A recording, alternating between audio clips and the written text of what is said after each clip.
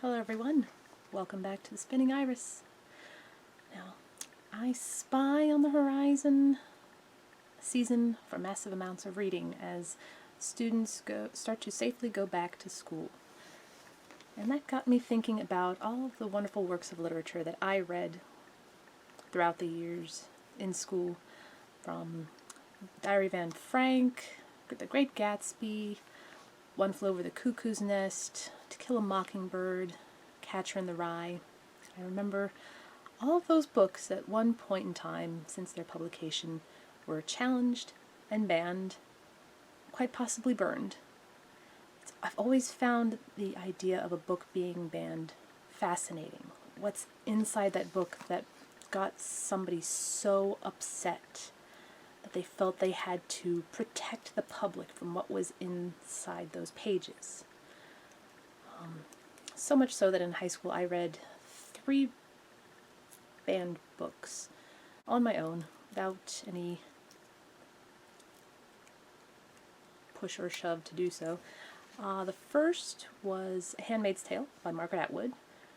I don't remember a lot of what happened. I remember being fascinated by what was going on inside the book. I may have to eventually reread it. The second was Ray Bradbury's Fahrenheit 451. Now that book gave me chills when I read it. It's also really interesting that that book is banned, since it's a book about banning books and why it's a bad thing to ban books. I think the one complaint that I saw against it was a Bible being burned at some point in the prose. I have a feeling that person didn't quite understand what the book was trying to say.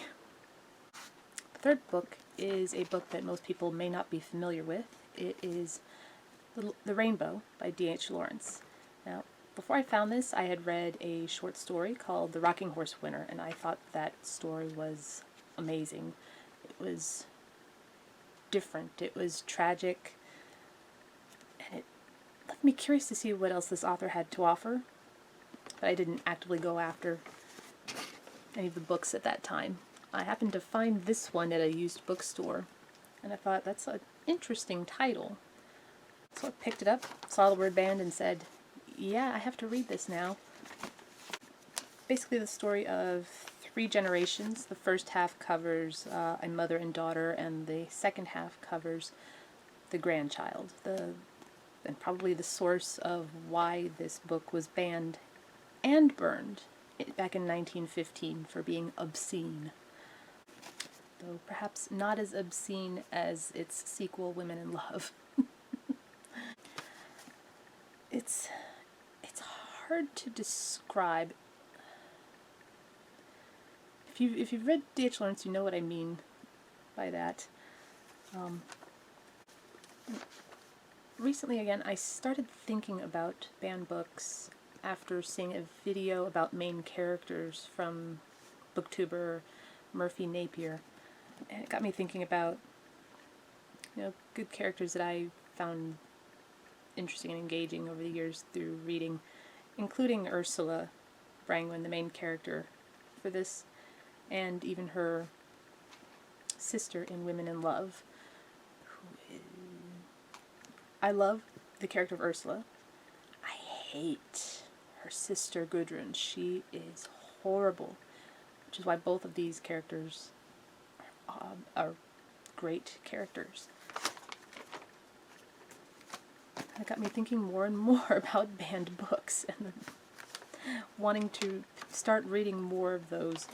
I've gathered quite a collection of different kinds of banned books. Now I think I need to start reading more of them.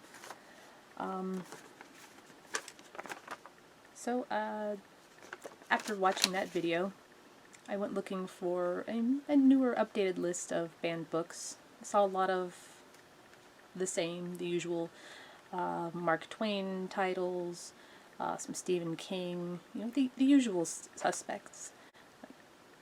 The usual suspects like Harry Potter, Clockwork Orange, Fanny Hill, Moll Flanders, Fahrenheit 451, Animal Farm, Lord of the Flies. The list goes on and on and on and on and on and on and on. And through my little research, I found something called Banned Book Week. How did I not know this was a thing? Apparently this year, Banned Book Week will be September 27th through October 3rd. But I say, why limit yourself to 1 week? Why not dedicate a whole month to banned books? Think of what you could read. So I'm going to do something a little different for September. I am going to focus on 2 banned books. One I have never read, and one that I absolutely adore and is currently in the public domain, so I will be able to share it without fear of YouTube beating me over the head with copyright claim, hopefully. And I will also talk about 5 of the banned books that I have already read this year without realizing that I had. These 5. Bet you can't guess what they are. 1, 2, 3. Actually, 4 of them are part of one complete series that I read earlier this year, I think in January, February, may have been less December, bleeding into January. I'm not entirely sure. The 2 aforementioned books I will be looking at this month. Well, I was looking at various lists of banned books, current banned books, books that have been published within the last 20 years or so. In addition to the usual reasons for books being banned, I've found that a lot of the newer ones are being challenged for not so much, well, yeah, a lot of sexual issues, but a lot of mostly gender and sexual identity issues. The one novel that I found on the lists for books banned within the last 10 years was a book by Sherman Alexie. You may or may not recognize that name.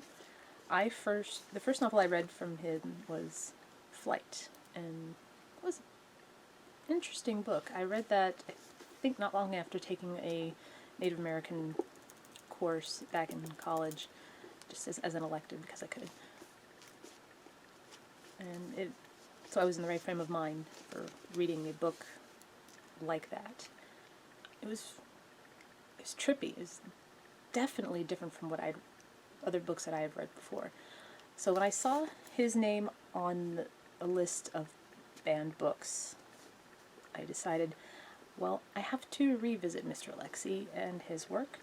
So the book that I will be focusing on for Banned Book Week is The Absolutely True Diary of a Part-Time Indian. Among some of the complaints listed against this book, the usual sexual references, because teenagers don't think about sex or talk about sex or have questions about sex.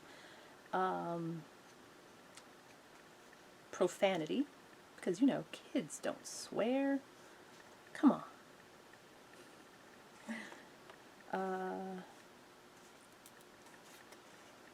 Gambling. Okay, that's a new one. Underage drinking. Okay. Religious viewpoints. Yeah, because there's only one religion and all Native Americans follow it? Question mark? Here's another one. Anti-family. Cultural insensitivity.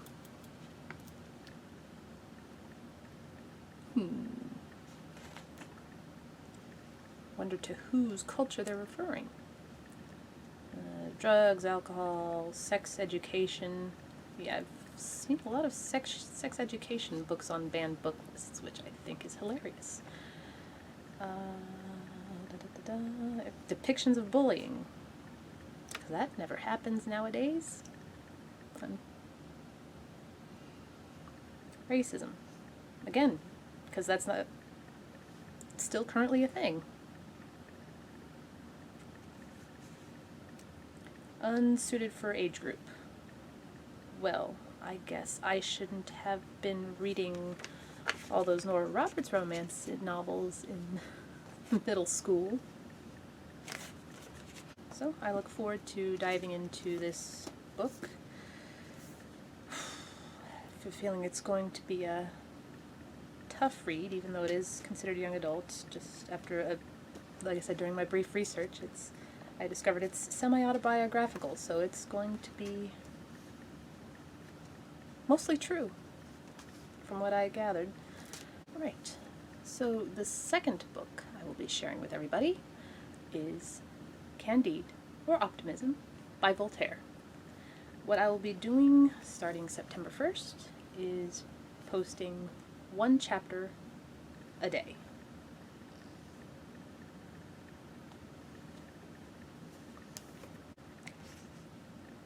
So I first discovered Candide, again, in high school, in a different sort of way.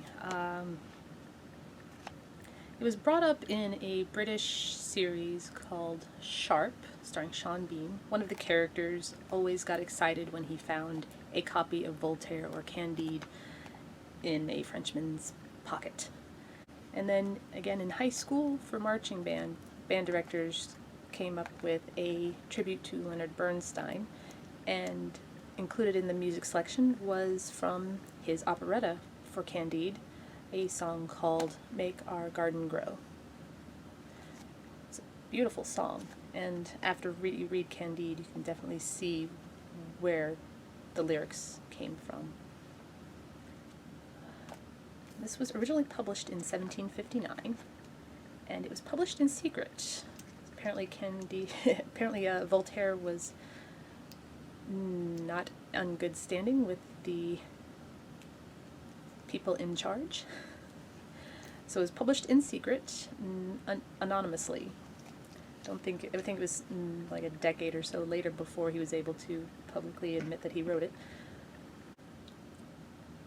It's even been banned up into the 20th century, when in 1920, customs officials deemed it obscene.